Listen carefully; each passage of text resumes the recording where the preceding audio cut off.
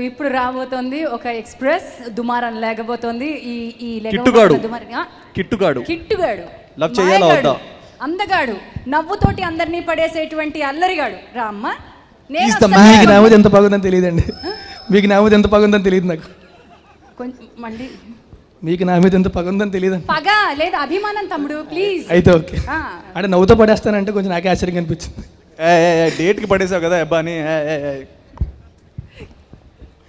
So ముందు దయ్యాలు ఆత్మలు ఉన్నాయని నమ్ముతారా లేదా ఓపెన్ చేయండి. నేను ఉన్నాయని నమ్ముతానండి. అంటే కనిపిస్తాయి అనుకో, నాకు తెలిసి. ఇప్పుడు దేవుడు ఉన్నాడని నమ్ముతాం, దెయ్యం అంటే it's a very complex.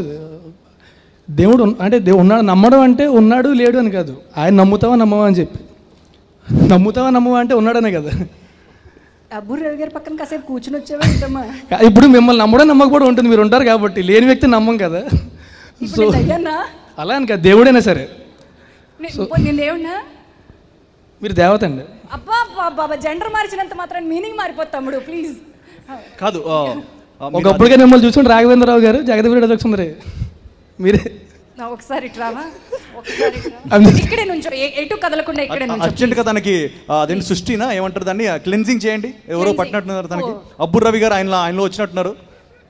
Okay, ఒక్క నిమిషం. జరిగింది ఇక్కడ. ఇప్పుడు దీని నుంచి బయటికి రావద్దు. నేను చక్రబంధనంలో దిగ్బంధనంలో పెట్టాను. ఇప్పుడు నీలోకి ప్రవేశించినటువంటి ఆత్మ, నీలోకి వచ్చినటువంటి ఆ వ్యక్తి నిఖిల్. ఇప్పుడు నువ్వు కాసేపు నిఖిల్ అయిపోయావు.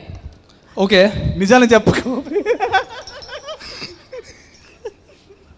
నీ స్నేహితుడు ఎవరో తెలిస్తే నీ క్యారెక్టర్ తెలుస్తుంది. నీ శత్రువు ఎవరో తెలిస్తే నీ కెపాసిటీ తెలుస్తుంది.